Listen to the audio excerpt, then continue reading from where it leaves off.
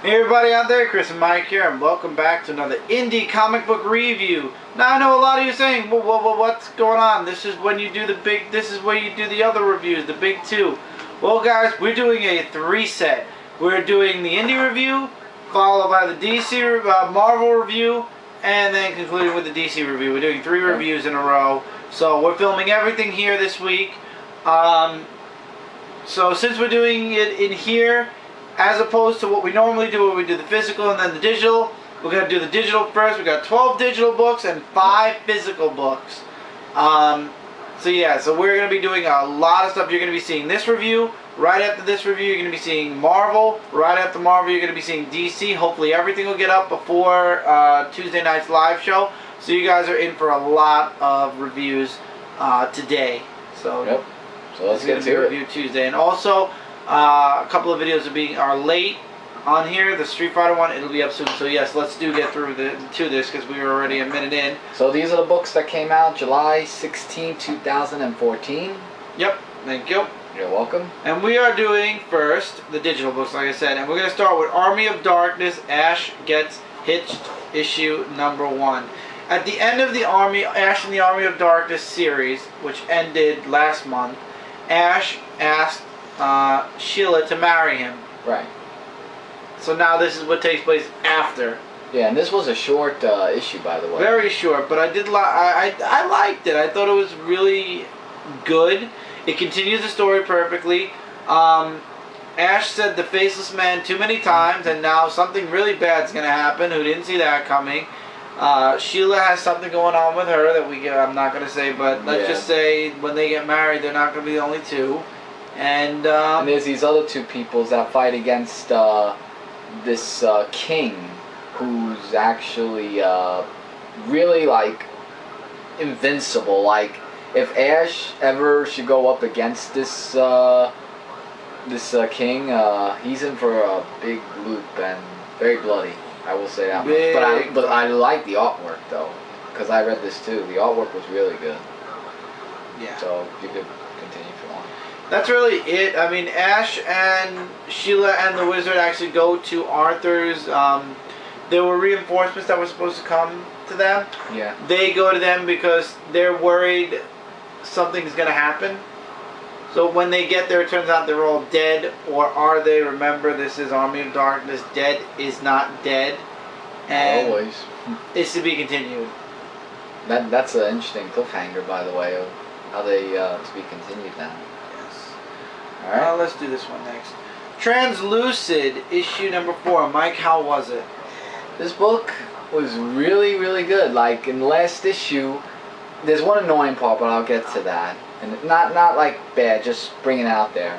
We get to the part where the little boy with the brother dead, you know, like he goes back in there. And this is what really annoyed me. When they go back to present day, you know how people say, oh, I don't want to be the translucent anymore. Maybe I should go find myself. You know, it's happened in The Shadow and in so many other books. It's getting kind of a little bit annoying because we know they're going to go back again.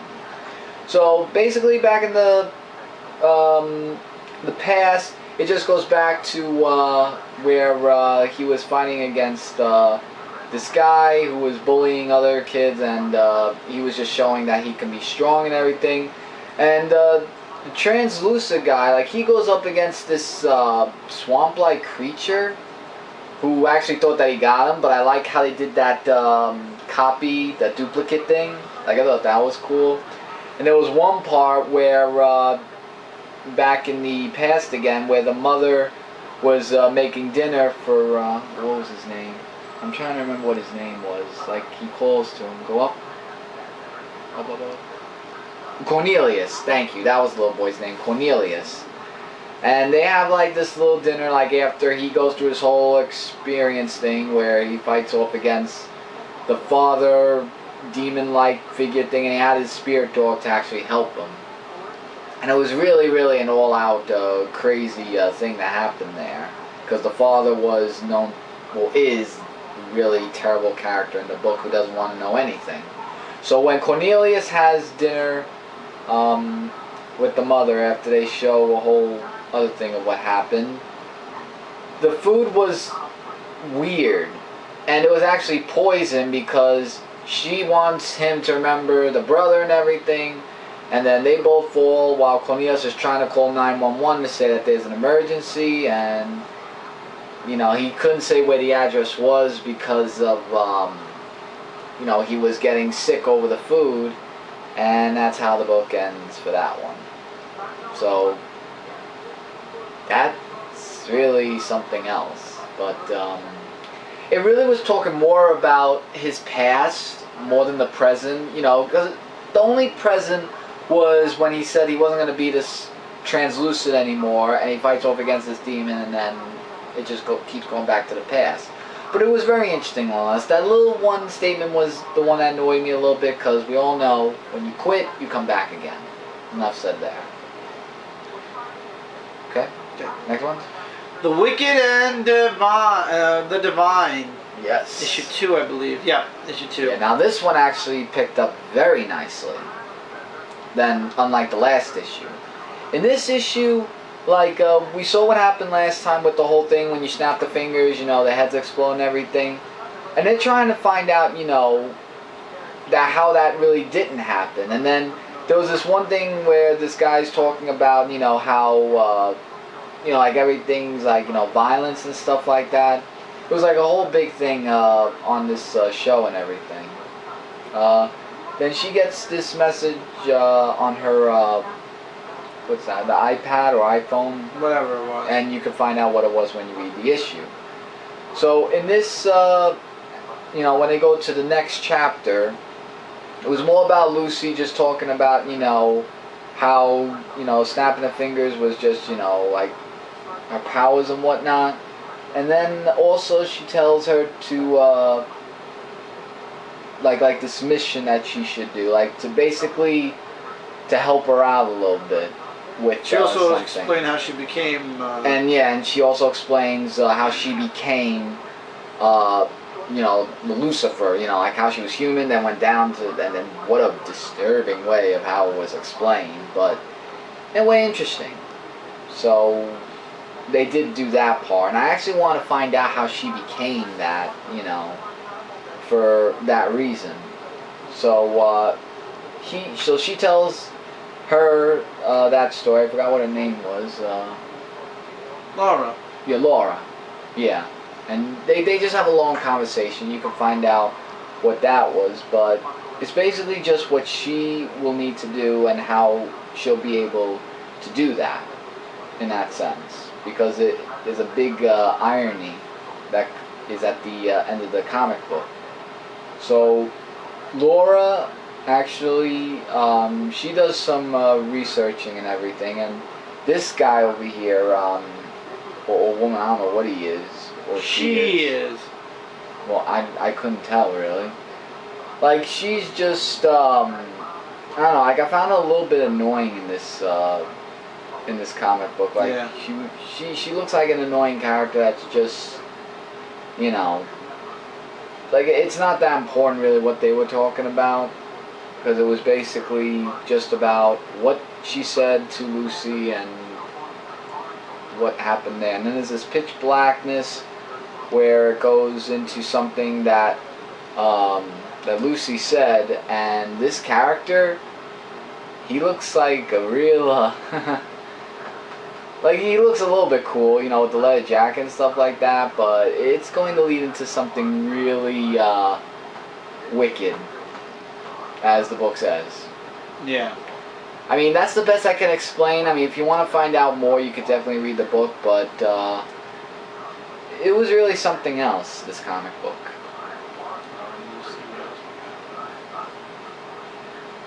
So, yeah, definitely something to... We can do this quick. Lady Zorro, issue number 1.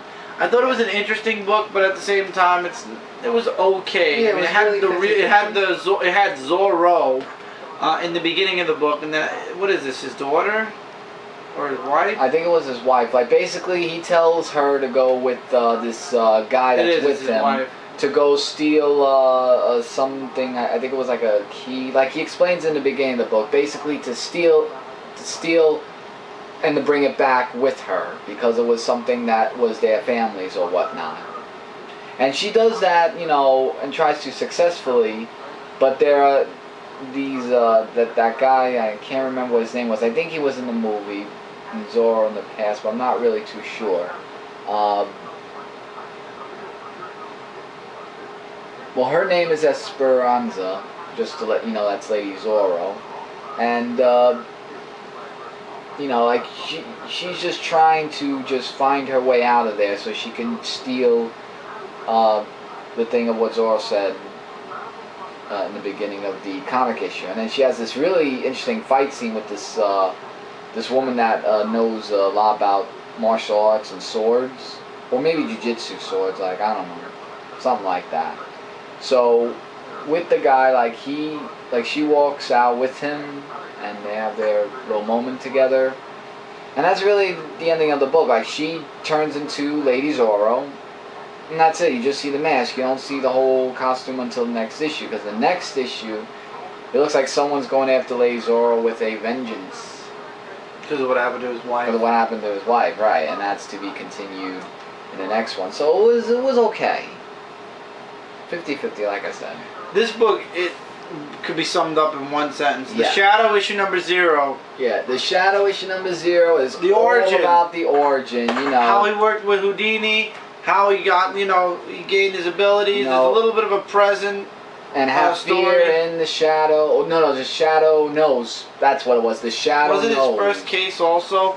It was really, that's all it was. It was a setup. It was an issue 0 which showed the origin of the Shadow, because the Shadow series is now over in Dynamite.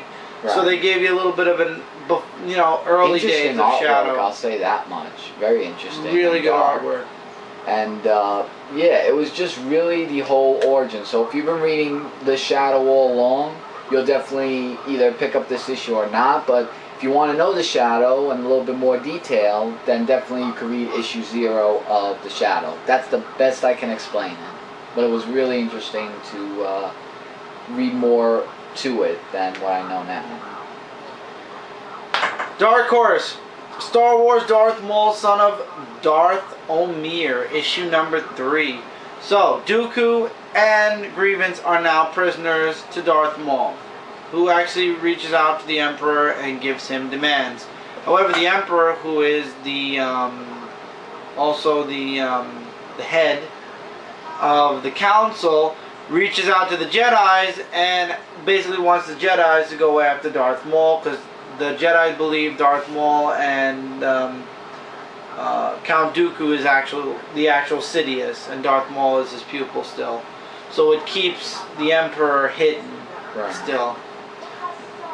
So Darth Maul threatens the Emperor that he's going to kill Dooku and Grievance.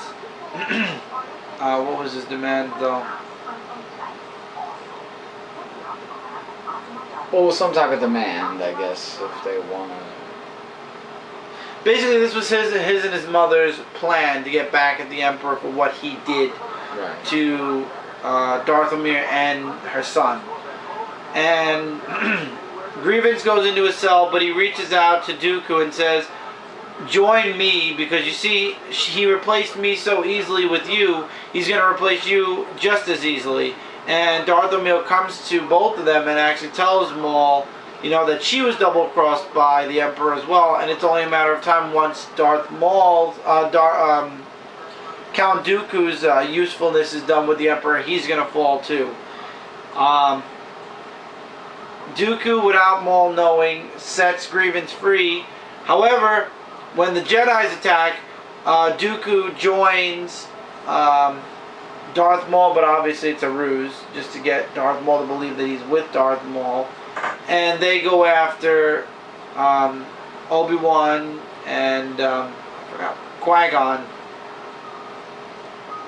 Yeah. And now I want to get to this part. They escape barely, Darth Maul and Count Dooku. We don't know where Grievance is, but I'm sure he's on the ship with them. And the Jedis are left to kind of pick up the pieces. To be concluded.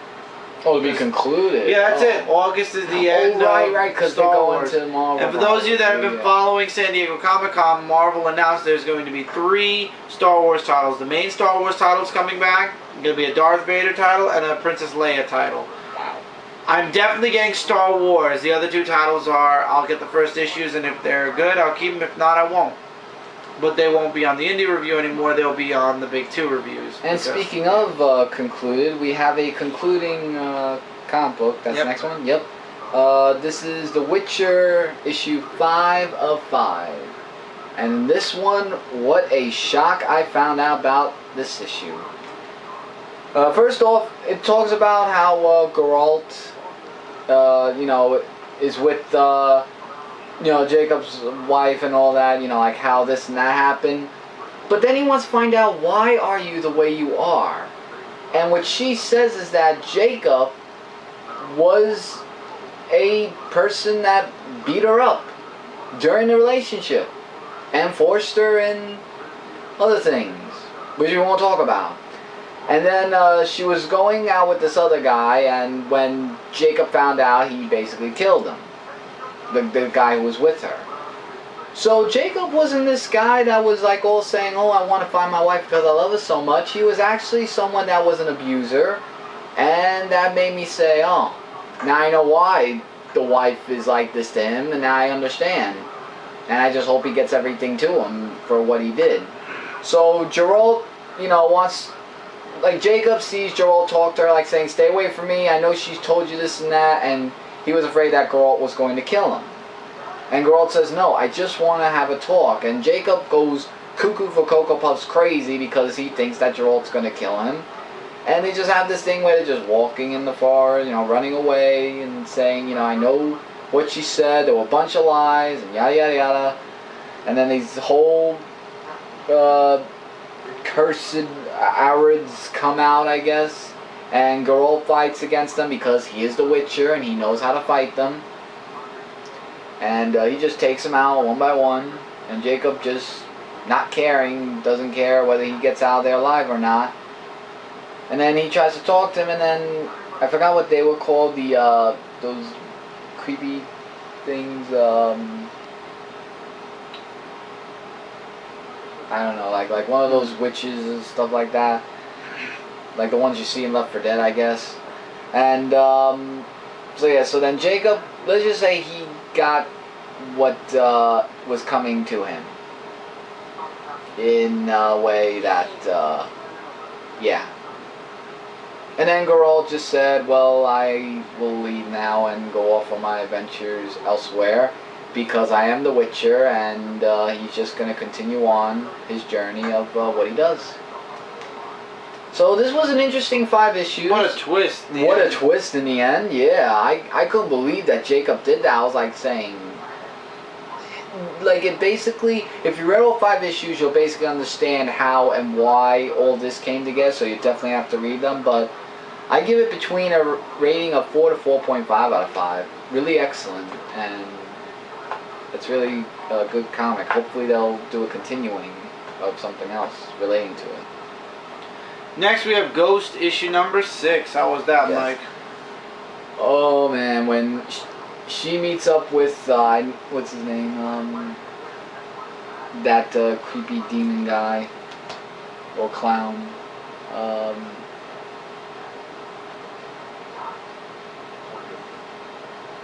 Like the demon that was in last issue. Like they have a really interesting conversation about magic and stuff like that, and how he's not gonna hurt her, like, but basically torture her in some sort of way, and it's really disturbing. This one, I remember the name, but I can't remember it off of my head what it was. But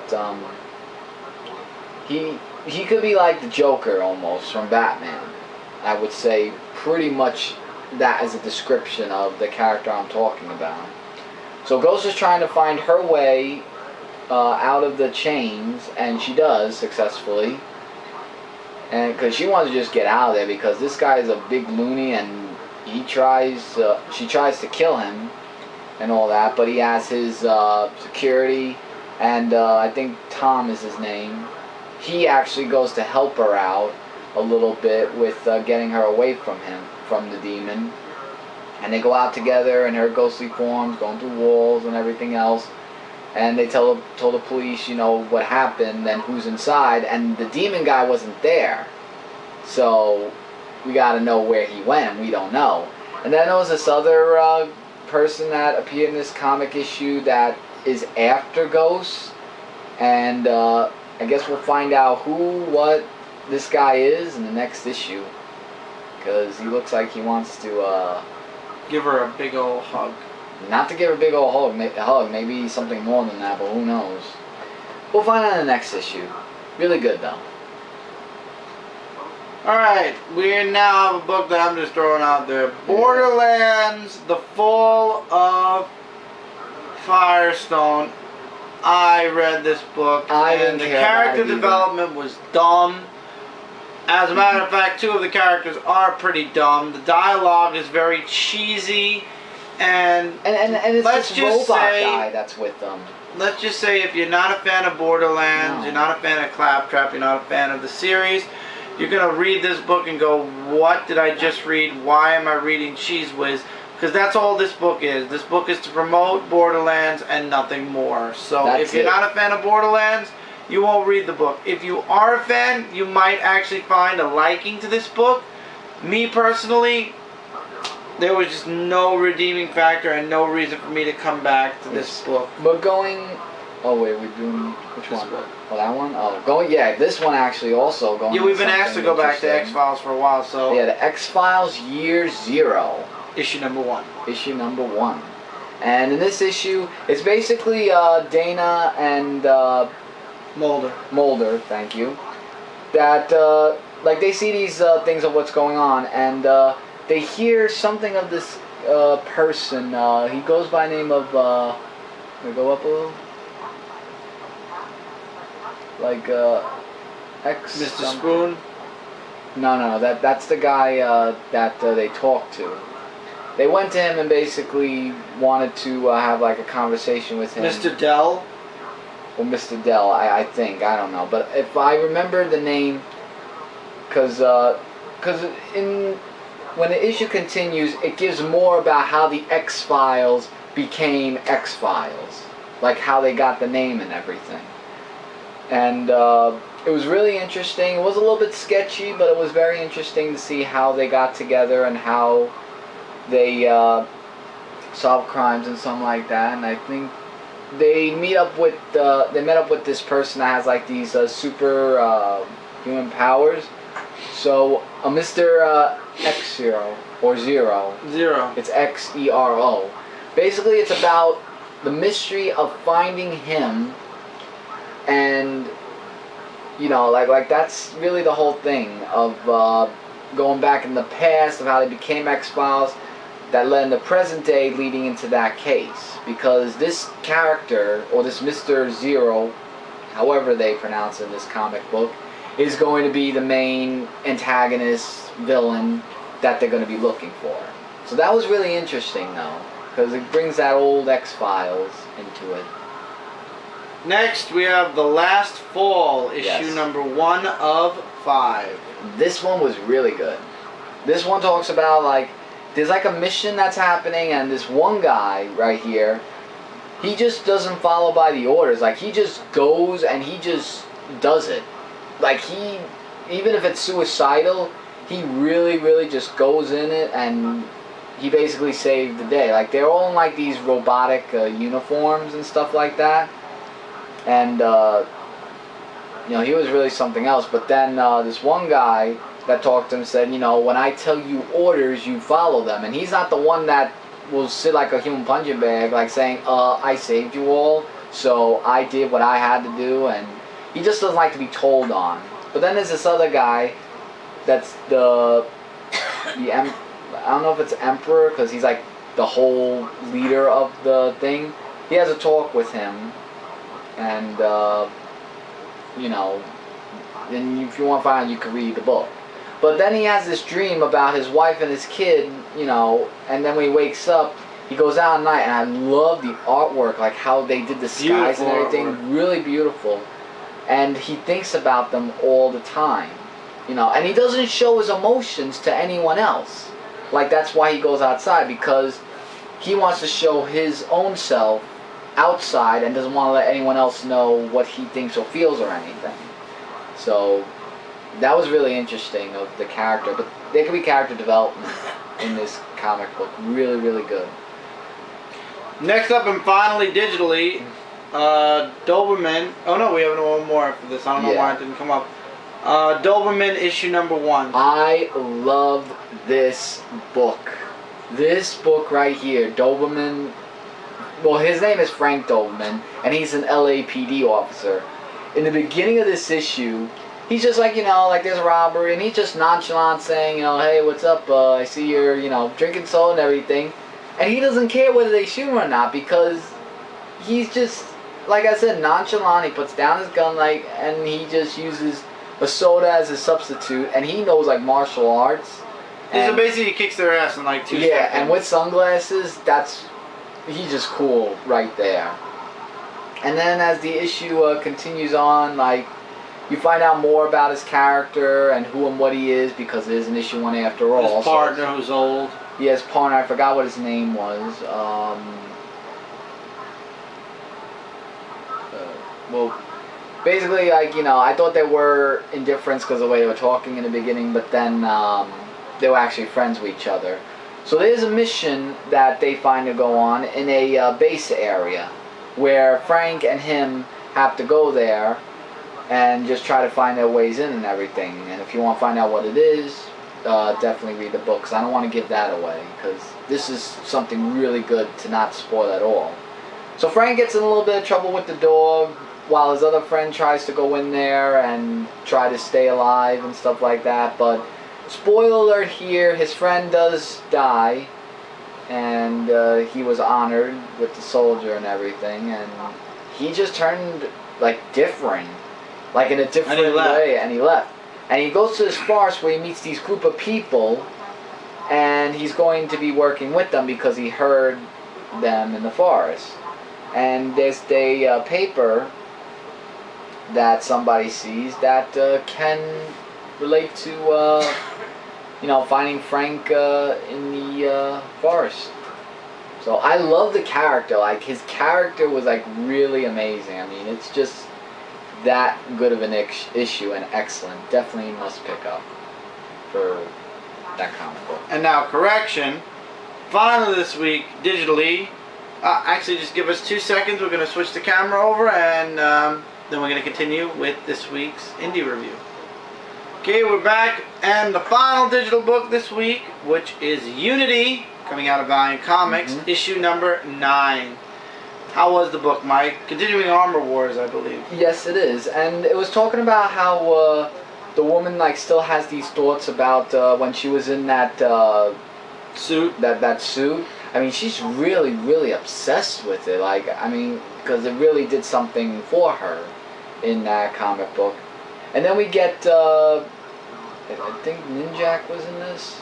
Like, keep going? Yeah. Ninjak is in this one, and I like his character as well as the artwork that they did for it. And he's just, they do a little bit of a side story with him of, you know, how he trains with the sword and Ninjak. So I thought that was pretty interesting to the story. And he just saves this boy who is inside this facility, so to say. And he just does that much and defeats a demon with the sword thing, what he does to this little leaf or dandelion, this pink thing, whatever it was.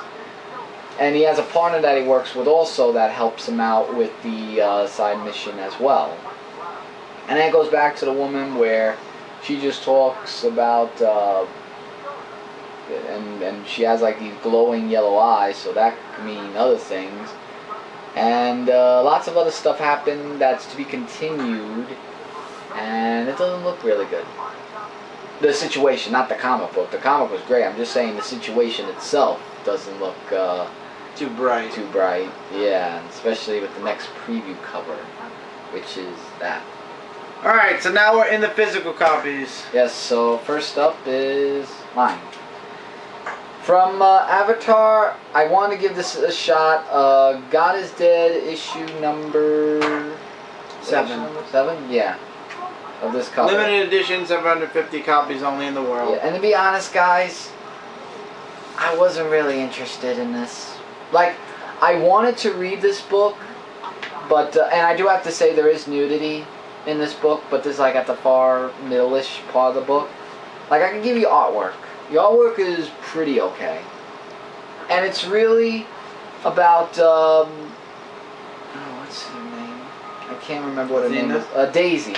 Daisy goes with the lady of the house and meets up with this guy named Albert Sailor.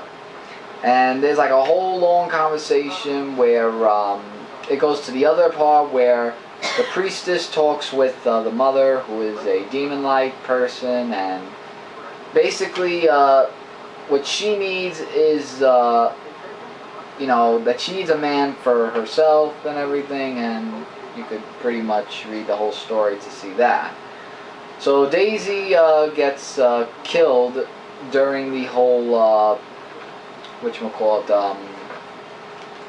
I was wondering what that was. Computer went on. About after that whole tour walking around, and he just talks about how they're going to meet up with God, and here is the part with the nudity, where they get undressed and they're going to go meet with God, or Gaia from what she says, and they found out that God is dead from the cover.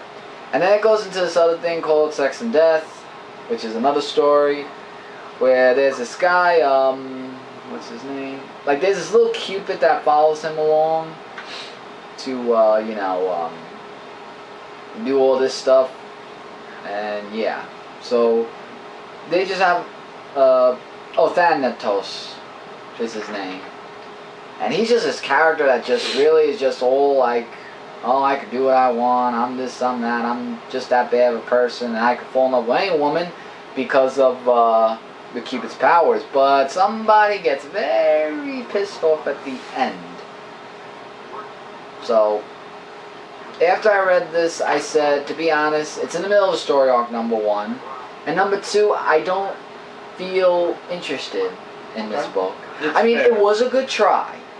You know, to try something new that I would have probably liked it. Because believe me, I've read comic books that I didn't like and I gave it another shot. But it's in the middle, and really it just wasn't my interest taste. But if you guys like it, that's really up to you guys. I know Dan reads it. Yeah, I mean, you could definitely pick it up if you like it. If not, then you won't. We're now on Archie Comics of Sonic the Hedgehog, issue number 262, Wave of Change, Part 3. And oh boy, the ending, wait till I tell you the ending of this. The ending is what really, and I knew it was going to come sooner or later because who didn't see it coming. So basically it's Sonic, Amy, and Rotor along with Razor fighting off against these demons that come out only during the middle of the night.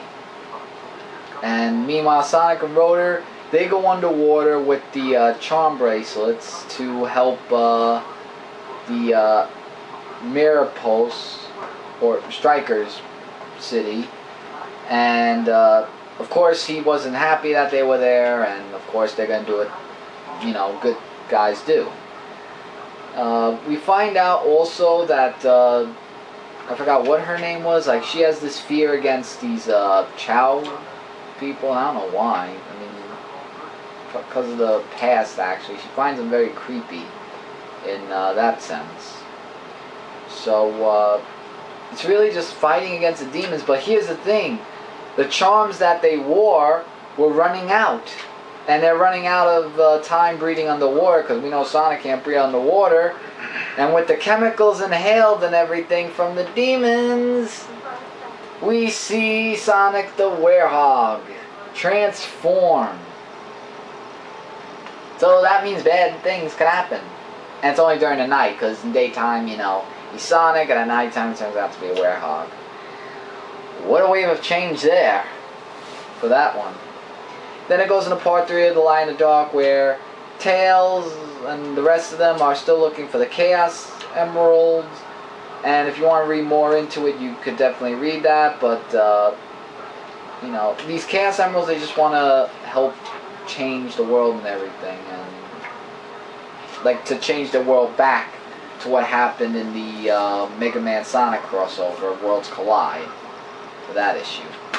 So that was good. Along with this nice cover that Chris actually got, Mega Man Dawn of X issue number 3. Of 4. Of 4, which is a... which is Mega Man issue number 39. Yeah, and this was actually covered by Ryan Jampol, from what I saw from the cover art. And it's really just Mega Man in the Kid Mega Man, you know, just fighting off against the robots as Dr. Wily's being menacing still. And there's some artwork of that. And then it goes to future Mega Man fighting off against the same robot that the Kid Mega Man was fighting. And there's just like a whole bunch of stuff that they say here. He also works with Zero and Vile to help out, you know, the people and everything. And there's just like a lot of stuff that's actually brought up in this issue that you'll definitely have to read the comic book to find out. But you know, nobody's safe with all this this robot that's happening, and it's really impossible to stop them in every which way or form. But now Mega Man, Zero, and Vile have Sigma, who's actually going to help them. So I never thought I thought Sigma was a villain. In the games he was portrayed a villain, because that's what I heard or saw. So I guess maybe it's before he became a villain? I don't know. But really interesting. These two are basically Book of the Weeks from Archie Comics. And I definitely... Other way. Oh, other way. Whoops. And I definitely highly recommend you check them both out from These Archie next Comics. 2 books are my books of the week, and one is Book of the Month. You can go ahead and start that. Grim Fairy Tale. Issue number 100. The Dark Queen's plan finally is put into motion in this book. Is it a page? It's fold out. Fold out. So Sela is saved by what's left of the Realm Knights and Shang. However, it's too late, and they end up fighting the Dark Queen's. I forgot what it was. The Dark Knight. Oh, the Dark One. No, they fought the Dark One, and the Dark One failed. Right. Because of Baba Yaga. Baba Yaga. Mm-hmm. But they went to the Dark Queen later on. I don't want to spoil it. It was a really good story. Yeah, and wow. This is good artwork. Yeah, the artwork is really amazing. Love Xenoscope's artwork. It's just like action packed. Like it's actually moving pictures. You know, like you can actually see it. Did I spit on you? Spitting on me, yeah. Well, it's trying to, yeah. So you don't. Keep going. Oh, so yeah, so basically the Dark Queen is like saying, you know, like, haha, I have everything and I'm going to, with this power, I am unstoppable with the Cyclops Eye and everything else that she had. Yeah, she has all the relics now. All the relics that lets her become very powerful. And just to sum it up, as the other realms tried to stop her, she was just totally unstoppable. And spoiler alert, this is the big spoiler and the big event that happened in this book, and it's later on now. All the realms collide into Earth, and now everything, all the realms plus Earth are one gigantic realm that the Dark Queen is going to rule over. Yeah, and basically the Dark Queen is now ruler of all the realms Earth. Right. And this is to be continued in Grim Fairy Tales 101 and Realm Wars, issue 1 of 12. So by the end of Realm Wars is where we're going to see the I want to see what the Dark Queen's plans. The end of the Dark Queen's plans, yeah. I guess really it's not on here. Usually they have the timeline. They didn't have the timeline this time. Okay. Oh. I thought they did. Excellent book. Really excellent. Excellent book. You can argue the price all you want, but in the end, it's the 100th issue of Grim Fairy Tales. Money. Awesome book. This is definitely my book of the week. Now this is your book. However, my book of the month goes to Teenage Mutant Ninja Turtles, issue number 36. We saw Donatello and April.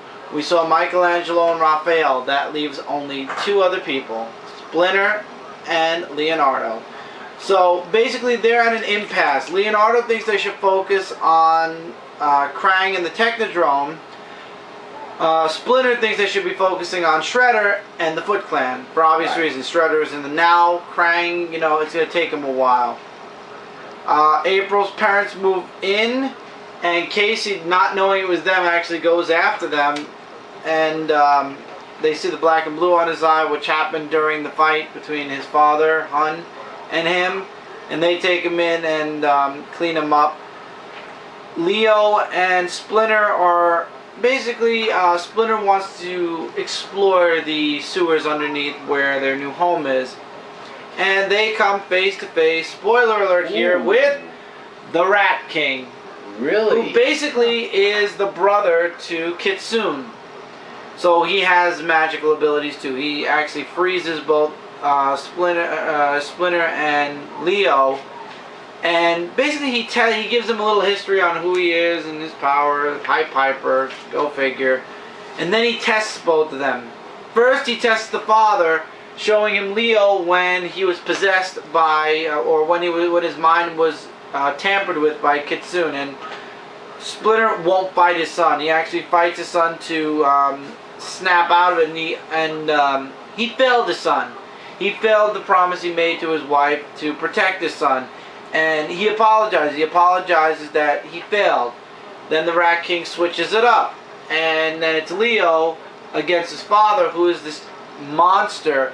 And Leo refusing, and then Leo realizes this is Rat King's way of trying to brainwash him, like what Kitsune did. And instead of fighting his father, he goes after Rat King. And Rat King actually is surprised and says, "Amazing, you've turned that my sister exploited your doubts. Now that the doubt is gone, and it can never now the doubt is gone, not to be used against you again. You've turned that weakness into a strength." And it's a whole thing going on. He says, "You guys are now my knights," or whatever. When the time comes, maybe your master will stand with you. I don't know. But anyway, they forget the whole situation anyway. The biggest part, however, was the last page. I think Leo and Splinter are both right at this point, because you have Shredder shaking hands with Krang. And now basically they're going to be working together. However, Leo thinks he finally figured out a way to stop Shredder at the same time. So we'll see how that works out. But we all knew it was going to happen. I'm excited. Shredder and Krang are now working together. The Turtles are back at full strength and everything, but now what is going to happen next? I'm super excited. Can't wait to see the next issue of Teenage Mutant Ninja Turtles. It's a spectacular book. I recommend it each and every time I review it, guys. You should definitely be reading Teenage Mutant Ninja Turtles. It's an awesome book. Book of the month, book of the week. Hands down, as always. Look forward to it every month. Guys, check it out. You will not be sorry. This is really good. And don't let the movie ruin Turtles for you. Oh, God. Enough said. With that, that's it for the indie review, guys. Don't forget to check out Comic Related, Comic Frontline, and Zone4Podcast.com. Together, we are your #1 source for comic-related news, reviews, and a whole bunch more. Covered all of San Diego, so definitely check out all of our coverage on Comic Frontline and Comic Related. And we're going to be talking about it on Zone 4 this week as well. Comments, likes, dislikes, agree, disagree, recommendations. We'd love to hear you guys' comments, and we will answer you guys this Friday on the weekly comic book call. So until next time, everybody, take care, keep reading, keep collecting, and we will see you guys in the next review. Later, everybody.